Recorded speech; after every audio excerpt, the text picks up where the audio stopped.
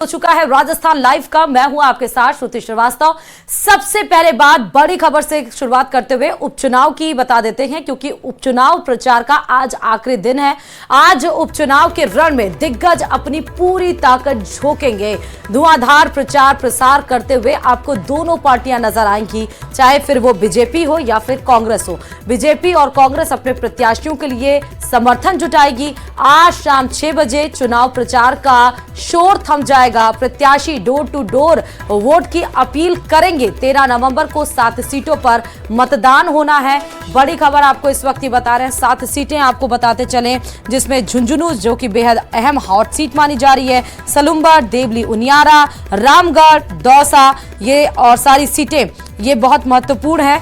और ये भी आपको बताते चले 84 और खिमसर, ये 7 सीटें हैं जहां पर 13 तारीख को उपचुनाव होने वाला है।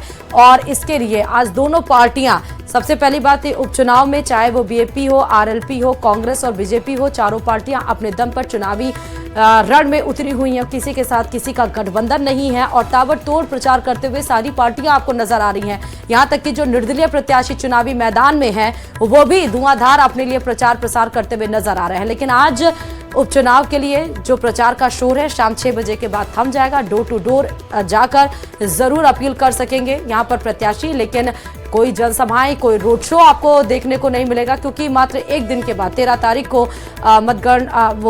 मतदान शुरू हो जाएगा इन 7 सीटों पर। यह भी बताते चले कि 7 सीटें इस बार बहुत अहम है, क्योंकि 4 सीटें इसमें से कांग्रेस के पास थी, जिसको उनको बचाए रखना तो उनके साथ तो है ही, साथ ही 3 सीटें जो उनके हाथ में नहीं थी उस पर भी वो इस बार कह रहे हैं कि 7 की 7 सीटें निकलकर हमारे हाथ में आएंगी। वहीं 7 सीटों में से आपको बता दें कि सलुम्बर ऐसी सीट थी जिसमें कि विधायक के मतलब बीजेपी के एकमात्र विधायक थे अमृतलाल मीणा। उनके निधन के बाद 2 बार, जहां पे वो 3 बार विधायक रहे हैं, और ये मान सकते हैं कि सलुम्बर 3 बार अमृतलाल मीणा के विधायक रहने के बाद वो गढ़ मानी गई है, इसलिए उनकी वहां पर प्रतिष्ठा दांव पर लगी है। सलुम्बर तो बीजेपी को अपने हाथ में लेना है, लेकिन 7 सीटों पर भी वो बिल्कुल ताल ठोके हुए हो कि किसी तरीके से सलुम्बर के अलावा और बाकी अन्य जो 6 सीटें हैं उस पर भी उनकी जीत हासिल हो जाए। और इसके बेसिस पर वो काम भी कर रहे हैं। चुनाव प्रचार में आपने सुना भी, मुख्यमंत्री भजनलाल शर्मा, चाहे वो प्रदेश अध्यक्ष मदन राठौर हो, अब सभी लोग कह रहे हैं कि सरकार के 10 महीने पूरे हो गए, जो चुनावी वादे किए तो उसके 50% हमने काम किया, सड़क बिजली पानी के लिए हमने काम किया। अब आरोप प्रत्यारोप का दौर तो जारी रहता है, लेकिन इस चुनाव प्रचार का कितना ज्यादा असर हुआ है ये फिलहाल वक्त बताएगा। एक और बड़ी खबर उपचुनाव से इस बीच आपको बताते चले, चुनाव प्रचार का आज आखिरी दिन है। सीएम भजनलाल शर्मा सलुम्बर और 84 सीट पर चुनाव प्रचार करते हुए नजर आएंगे। सुबह 11 बजे 84 क्षेत्र के कुआं गांव पहुंचने का कार्यक्रम है। बीजेपी प्रत्याशी कारीलाल ननोमा के पक्ष में वो चुनावी सभा करेंगे। उसके बाद प्रस्तावित आपको शेड्यूल बता रहे हैं सीएम का, दोपहर 1:10 पर वो सलुम्बर क्षेत्र के चावंड गांव पहुंचेंगे। बीजेपी प्रत्याशी समर्थन में जनसभा को आयोजित की जाएगी। सलुम्बर का अगर बता दें तो वही हमने आपको बताया कि बीजेपी के विधायक रहे थे अमृतलाल मीणा, उनके निधन के बाद से ये सीट खाली रही थी। 7 सीटों में से एकमात्र ऐसी सीट है जहां पर बीजेपी का विधायक रहा था एक गढ़, और साथ ही अगर हम 84 सीट की बात करें तो वहां पर आदिवासी बाहुल्य सीट है। इस बार बीएपी भी अपने कैंडिडेट उतारी हुई है। इस बार त्रिकोणीय मुकाबला वहां पर है 84 सीट पर, इसलिए दोनों सीटों पर आप देखिए सीएम खुद जनसभा को संबोधित करने आज उपचुनाव के आखिरी प्रचार के दिन नजर आएंगे।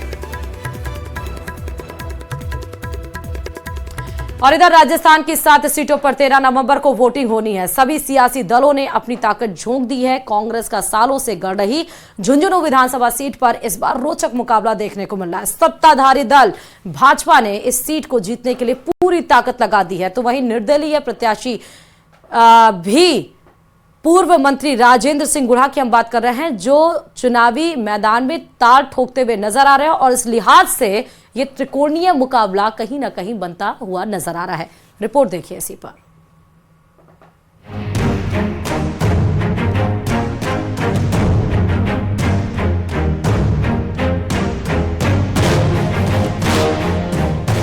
ओला परिवार की दांव पर साख, मुसलमान नाराज जाएंगे किसके साथ? भांबू, ओला और गुड़ा की जोर आजमाइश। झुंझुनू की सियासत इन दिनों 3 चेहरों के इर्द गिर्द घूम रही है, जहां एक और कांग्रेस के सामने गढ़ बचाने की चुनौती है, तो वहीं दूसरी ओर बीजेपी की डबल इंजन की सरकार और 10 महीनों के कामकाज। यमुना नहर के मुद्दे को जोर शोर से उठा रही है। भाजपा लगातार यमुना नहर के मुद्दे को बुना रही है, तो वहीं कांग्रेस है वो पूर्व विधायक और सांसद ब्रजेंद्र ओला के कामों को गिनवाते हुए मैदान में है। वहीं राजेंद्र सिंह गुड़ा लगातार कांग्रेस पर हमला कर रहे हैं और वे मुस्लिम समाज की अनदेखी करने का आरोप लगा रहे हैं। तो वहीं कांग्रेस सांसद ब्रजेंद्र ओला के कामों को गिनवाते हुए मैदान में हैं। निर्दलीय प्रत्याशी राजेंद्र सिंह गुड़ा कांग्रेस सांसद ब्रजेंद्र ओला पर मुस्लिम समाज की अनदेखी करने का आरोप लगा रहे हैं। समस्याएं तो ऐसा कि 20 साल से ऐसा जनप्रतिनिधि रहा है जो पूरे कार्यकाल में जनता के प्रति और विकास के कार्यों के प्रति उदासीन रहा है, तो जनता तो भारी परेशान है यहाँ। तो उनकी समस्याएं तो सारी यूं की यूं मुंह बाए खड़ी है। वहीं सालों से मुंह बाए खड़ी समस्याओं को लेकर भी जनता मुखर है। झुंझुनू शहर में ट्रैफिक, सालों से बंद पड़े आरओबी के काम और व्यापारियों की सुरक्षा, ग्रामीण अंचल में टूटी सड़कें, रोडवेज बसों का अभाव, पेयजल की समस्या के मुद्दे प्रमुख हैं। क्योंकि बीमा होनी चाहिए कि हम सुबह से लेकर शाम तक यहाँ पे बाजारों के अंदर रहते हैं, सब तरह के लोग आते हैं हमारे पास में, कोई भी हमारा सुरक्षा है ही नहीं कोई भी। झुंझुनू के जनहित के लिए और झुंझुनू की जनता की सुविधा के लिए इसे तुरंत प्रभाव से इस आरओबी को बनाया जाना अति अनिवार्य है। झुंझुनू विधानसभा क्षेत्र में करीब 2,74,533 मतदाता हैं। इनमें 1,42,708 पुरुष मतदाता, 1,31,820 महिला मतदाता हैं, जबकि थर्ड जेंडर 5 मतदाता हैं। अगर यहाँ के जातिगत समीकरणों की बात करें तो इस सीट पर 65,000 जाट, 25,000 माली, 32,000 राजपूत, 42,000 एससी, 3500 एसटी, 20,000 ब्राह्मण, 8,000 वैश्य, 4,000 गुर्जर, 8,000 कुम्हार, 7,000 खाती, 2,000 नाई, स्वामी 1,500 मतदाता हैं।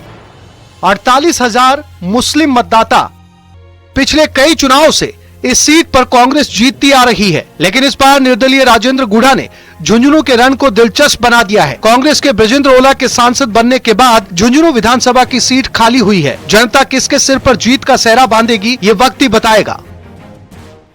ये झुंझुनू शहर में ट्रैफिक और आरओबी का मुद्दा है वो प्रमुखता से है। वहीं साथ ही ग्रामीण अंचल में टूटी सड़कें और रोडवेज बसों का विस्तार, साथ ही यमुना नहर को लाने की कयावत को लेकर बातें की जा रही है। भाजपा प्रत्याशी लगातार वंशवाद और यमुना नहर के मुद्दे को लेकर बात कर रहे हैं, तो वहीं कांग्रेस प्रत्याशी लगातार सांसद ब्रजेंद्र ओला के कामों को लेकर जनता के बीच अपनी बात रख रहे हैं। अब देखना है होगा कि यहाँ की जनता 13 नवंबर को क्या कुछ फैसला करती है और 23 नवंबर को आने वाले चुनाव परिणाम में क्या कुछ यहाँ के प्रत्याशियों के भविष्य को लेकर नतीजा निकल कर आता है। करसन सिंह शेखावत, न्यूज़ 18 राजस्थान, झुंझुनू।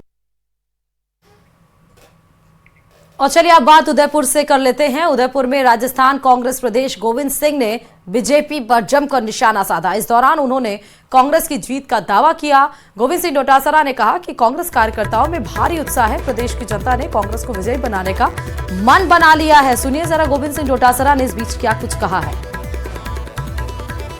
बीजेपी जो माहौल दिख रहा है उसमें बीजेपी 0 पे है। लोग बीजेपी पे अब विश्वास नहीं कर रहे हैं, क्योंकि न मुख्यमंत्री की कोई चल रही है, न मंत्रियों की चल रही है, न विधायकों की चल रही है। पंचायती राज के, नगर निकाय के चुनाव करवा नहीं पा रहे हैं, आगे ले जाएंगे, 12 महीने प्रशासक लगाएंगे। तो ये जो स्थितियां बनी हुई हैं कि जनप्रतिनिधि नाम की चीज तो है ही नहीं।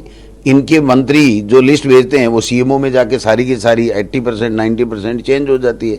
तो फिर कोई ये पूछे कि भाई ये कर कौन रहा है, ये ट्रांसफर कहाँ से हो रहे हैं। मुख्यमंत्री को खुद को नहीं पता चलता कि किसका हो गया और किसका नहीं हो गई। आज मैं जाके आया हूँ, मुझे पूरा विश्वास है रघुवीर मीणा जी और रेशमा जी और तमाम जो कांग्रेस के पदाधिकारी, संगठन के लोग, प्रधान वगैरह सब एकजुट थे और सबने संकल्प लिया है कि हम यहाँ से अब की बार कांग्रेस को जिताएंगे और मुझे पूरी उम्मीद है वो जिताएंगे। राजस्थान की 7 सीटों पर उपचुनाव में नेताओं के एक दूसरे पर तीखे जुबानी हमले जारी हैं। शिक्षा मंत्री मदन दिलावर ने एक बार फिर कांग्रेस पर गंभीर आरोप लगाया और उन्होंने कहा कि यह ऐसे नीच और निकम्मे लोग हैं जो कश्मीर में तिरंगा झंडा का विरोध करते हैं। क्या कुछ और कहा है वो सुनिए शिक्षा मंत्री मदन दिलावर ने। ये नीचता की धृष्टता है। वहां की सत्ता पक्ष की जो है उनको कांग्रेस समर्थन कर रही है और कांग्रेस ने इस बात का समर्थन किया है कि धारा 370 वापस बहाल होना चाहिए। इसका अर्थ क्या हुआ? कांग्रेस ही चाहती है कि तिरंगा झंडा नहीं फहराया जाए, भारत माता की जय नहीं बोली जाए, भगवान राम की जय नहीं बोली जाए। और चलिए अब बात बीकानेर से बड़ी खबर की बताते हैं आपको, जहां पर बीकानेर में ऑपरेशन ब्लैक थंडर के तहत सीएमएचओ की नोका और पांचू क्षेत्र में कार्रवाई जारी। अवैध क्लिनिक और मेडिकल स्टोर पर यह कार्रवाई की गई है। 178 झोला छाप और मेडिकल स्टोर पर छापा मारा गया है। फार्मासिस्ट नहीं मिलने पर अपंजीकृत संस्थानों को सीज कर दिया गया। मेडिकल स्टोर पर ही सीबीसी मशीन से जांच की जा रही थी। ब्लैक थंडर के तहत देखिए, आप देखिए मेडिकल फील्ड में भी भूचाल आ गया है। इसके पहले भी ब्लैक थंडर के तहत आपने देखा कि मेडिकल स्टोर और फार्मासिस्ट को सस्पेंड किया गया था। कई सारे मेडिकल स्टोर और कई सारे ऑपरेटिंग मशीन्स, एक्सरे जैसी मशीनों को